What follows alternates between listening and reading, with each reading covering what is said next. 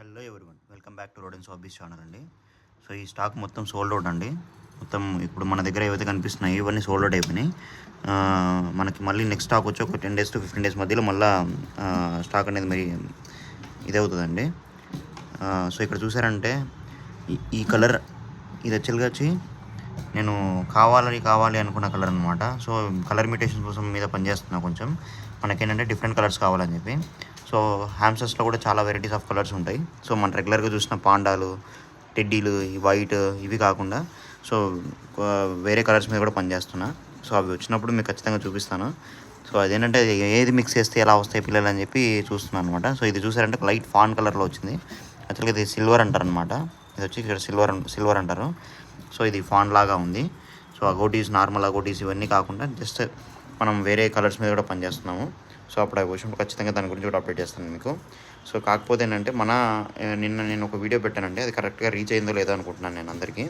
So మన ఫామ్లో వచ్చి ఇప్పుడు hamsters, Ginny pigs, rats, maize ఉన్నాయి.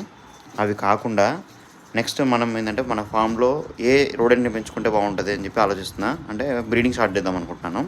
సో మీలో ఎవరైనా సజెస్ట్ చేయాలనుకుంటే సజెస్ట్ చేయొచ్చండి ఏం పెంచాలని చెప్పి. అంటే మన ఫామ్లో నెక్స్ట్ ఏ రోడెంట్ని బ్రీడింగ్ చేద్దామని చెప్పి.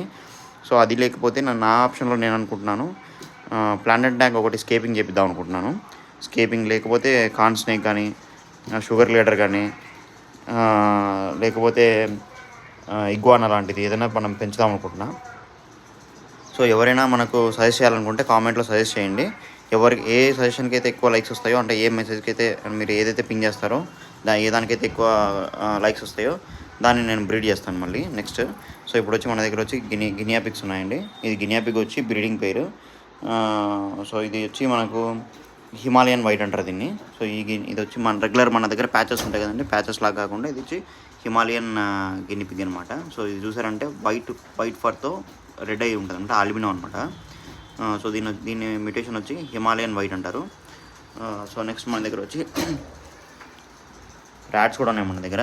సో ర్యాట్స్ వచ్చి హస్కీ ర్యాట్స్ ఉన్నాయి.